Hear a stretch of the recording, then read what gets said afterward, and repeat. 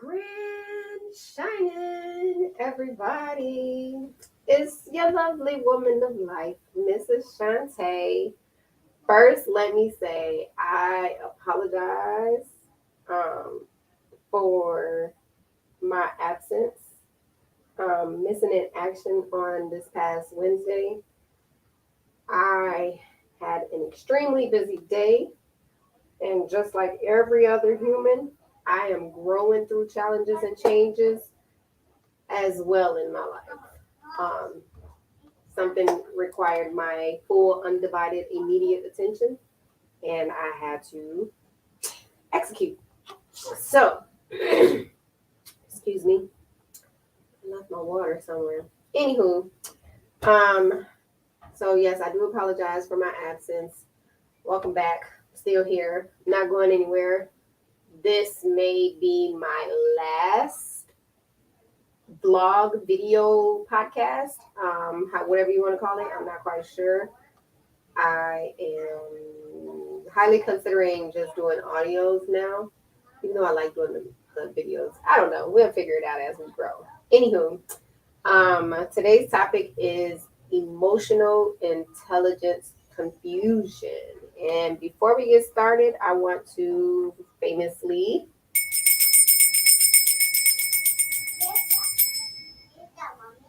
clear that energy and make you aware that my children are very much alive and awake, and you may hear them in the background. So just bear with me. We're going to get through this together. Um, Emotional intelligence is a real thing. Emotional confusion is another very real thing. And the reason why Spirit led me to talk about emotional confusion and emotional intelligence is because far too often when shit is happening in our lives, we get more stuck on our emotions during moments where we really need to be focused on making critical decisions, making wise decisions, making intelligent decisions, making just good decisions overall for the now moments and the future moments. And sometimes it's really hard to do that when you're in a situation where shit hurts, things hurt. So we allow our emotions to overrule us. And when our emotions overrule us, we don't make the best decisions. We don't respond and we don't react in ways that we are happy about responding and reacting. And then in the end result, we have that stress called shoulda, coulda, woulda. And y'all know I talk about that a lot because if you say shoulda, coulda, wouldas, then you weren't thinking clearly. You contradicting yourself. You criticizing yourself. You're doing everything except being comfortable and pleased with the decision that you chose to make. And I'm here to tell you that I'm a very passionate person. I'm a very compassionate person. Um, I have the tendency, which I'm learning to get rid of this tendency, to allow my emotions, not even just for myself, but for other people. I allow those, and I have allowed those to get in the way of making proper decisions for myself. And what do I mean by that? Because we don't want to hurt people, because we love people, because we don't want to argue, because we don't want to fight, because all of these reasons and excuses that we just do shit just for because of somebody else. It's going to make me feel better if we just get past this moment and focus on other things versus, well, you did this and you said that and I felt this way and I felt that way and I probably didn't mean to say this. It's like we opt out, we back out, we bow out of our boundaries, standing up for ourselves, speaking up for ourselves, defending ourselves, protecting ourselves for reasons that we really shouldn't be doing any of that shit. And what I have learned, especially last week, is that when you allow these emotions to get in the way of your critical, your logical thinking, your true emotional intelligence, you miss key points. Those key points are the critical moments that are like make or break, because if you're not calm enough in the middle of your chaos, if you're not peaceful enough in the middle of your chaos, that key ingredient, the key word, the key emotion, the key intent, the key could very much be missed, and you could respond, react, and make a decision and not have made the best decision because you missed that one little piece of information, that one little bit, that turning point, the tipping point, whatever you want to call it. You missed that because you allowed your pain, your hurt, and your anger. And hurt comes from anger. You're hurt because you're angry, and you're angry because you're hurt. So they go hand in hand. You allow those emotions to get in the way of you actually seeing and knowing what is going on, what's taking place, what's right in front of you, what you currently actually are going through, because you're so consumed with what you're feeling based off of your emotions. And then it makes us go back over things because we have to be like, you know what, this is something that I can't focus on right now. I need to take a moment and take a step back. I think I talked about this on one of my other podcasts, where it's like, sometimes we get into these things where, it's like, well, I need to take a step back and, think about these things before I make a decision and blah, blah, blah. Sometimes you don't have that opportunity to take a step back and think about shit and then make up the best decision for your current life, your future life, and your entire life, and the people that are involved in your lives. Sometimes you just don't have that room, that space, that ability, that capability. So being in touch with what's going on, being able to separate, to draw that silver line and say, yes, this shit hurts like hell. Yes, I'm angry as fuck. Being able to be like, you know what? Although I feel these ways and these things, these emotions, I need to kind of shut that off for a moment so I can focus on what the fuck is going on, so I can do what is best for me. I can deal with these emotions later. And it's hard. Oh my God, it's so fucking hard to do that sometimes because people, we allow people to make us angry. We've opened ourselves up to people so much and so easily that it's like they know where that soft spot is. They know where that strength is. They know where that vulnerability is. They know where our sweet spot is. And they play on it. And that's the part that hurts because it's like, and because you would think because that you love me enough to not do this to me. But the truth of the matter is that we're all human, and sometimes we do dumb shit on accident, and most times we do dumb shit on purpose. So I'm sharing this with you because I want you to be able to pivot in a time, in your critical times of having to make decisions and having to be able to just get through whatever it is that you're going through, that you don't have time to deal with your emotions. You don't have time to let your emotions get the best of you. You don't have time to let people see you that way, because sometimes people seeing you that way, being in an emotional state, makes them already, pass judgment on you and make you look like you are less than, even though having emotions and expressing your emotions is one of the most powerful tools a human being can have. So, some things that I want to share with you.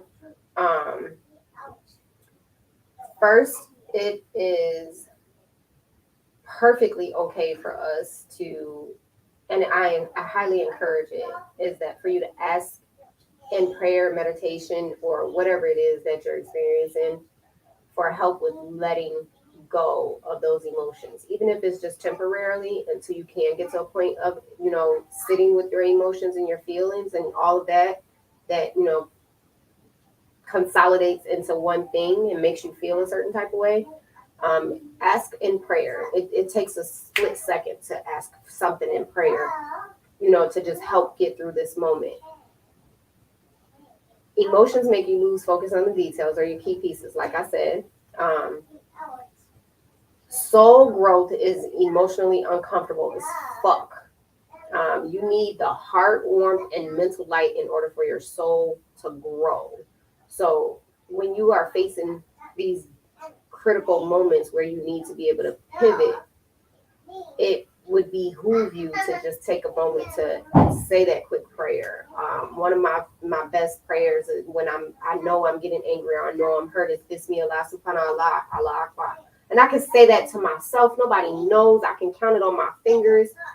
There's other techniques that you can use. 5, 4, 3, 2, 1 is a method of calm down. All of these things are like emotional regulators, like emotional gauge pressures, whatever you want to call them. Like there are ways for you to just calm yourself so you can feel the warmth of your heart, like surrounding yourself. Like it's okay, I got you. If don't nobody else got you, I got you. So we gonna get through this together. Your spirit is definitely gonna have you always. You want to nurture yourself inside first so that you trust what's happening outside. And you do that nurturing inside by doing those prayers, by having those calm down techniques, by having that moment to just take a huge exhale or a deep inhale, like, and just get it together so you can face what's going on outside you and around you with yourself as an individual and the people that are around you, because typically it's the people that we around us that we let affect us. Why do we let these things happen? I said that it's due to love and loyalty. We want to not hurt the people that we love. We always subtract ourselves from the equation when it takes a positive and a negative in order to get any sum. You can do a positive and a positive, you still gonna end up with a negative. So it takes both equations. It takes the balance in order for us to center ourselves and make shit sway, and make shit move, and make shit flow. Other things that you can do: handle change, emotions, and chaos with grace. It's hard. I did it, but it takes practice. It's a process, and it's a process that you don't want to dismiss. Take the time to learn to gauge yourself.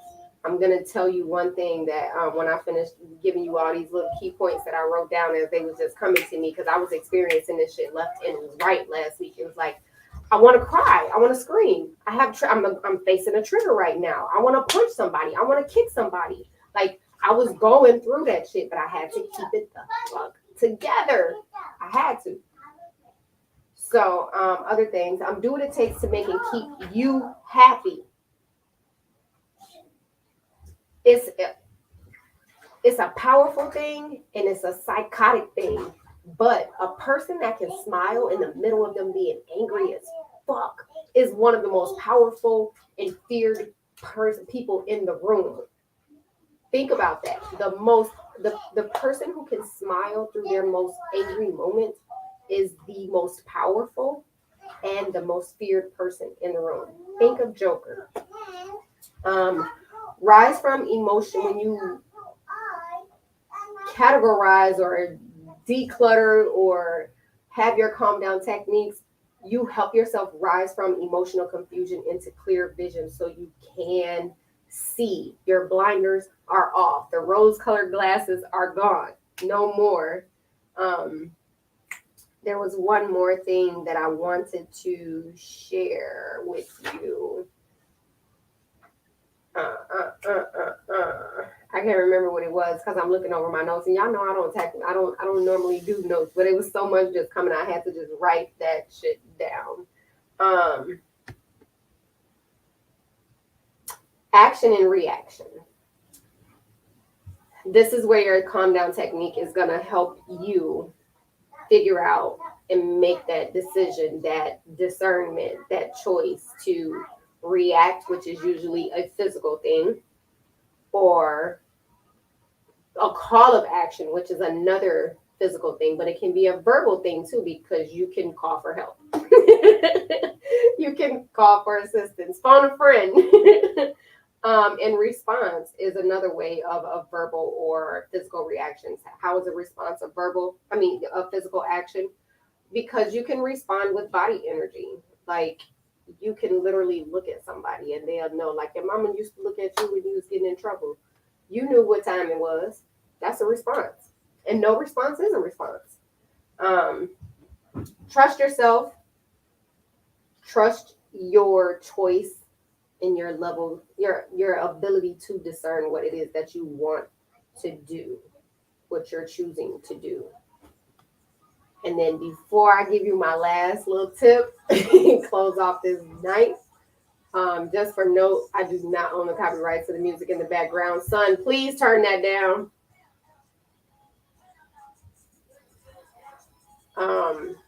So allow other people or the people that are pissing you the fuck off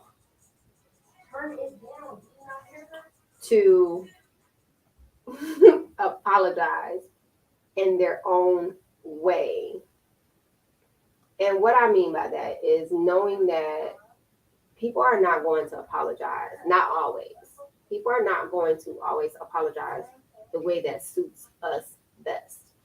We may want people to cry, bawl out, get on their knees, get on their, like, kiss our feet, roll out the red carpet, butter us up, give us all these gifts and all of that nonsense shit, and it may not even be nonsense for the person that needs that and wants that. But we can't expect people to apologize the way we want them to apologize and then turn around and say, well, you didn't apologize the way that I wanted you to apologize, so I don't believe that you truly are sorry. You truly want my forgiveness. You have to allow people to apologize the way that they see fit, not just for themselves, but for you, because they have a different level of value for you than you do.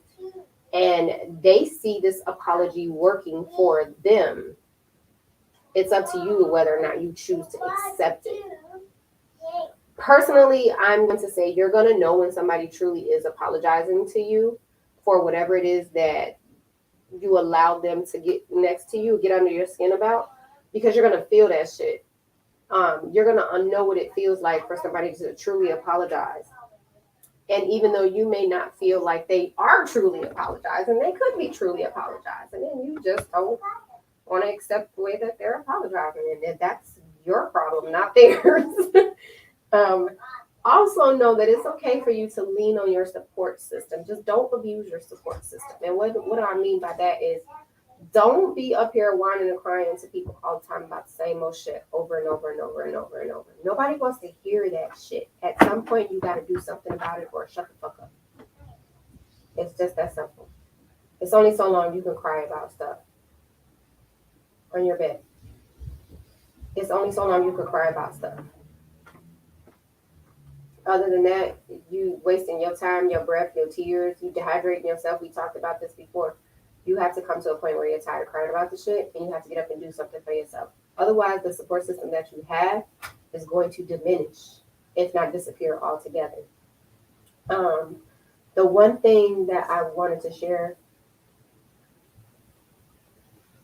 I lost my train of thought of how I wanted to share it, and I should have shared it when it was in my mind. But I'm going to share this with you instead. It's easy to blame someone else for your emotions. I'm going to say that to you again, and I want you to listen to the last two words. It's easy to blame someone else for your emotions. Your emotions, not anybody else's emotions. And then know that if you want to be able to make these sound decisions and choices for yourself, where you are comfortable with the choices that you've made, you have to be gentle with yourself.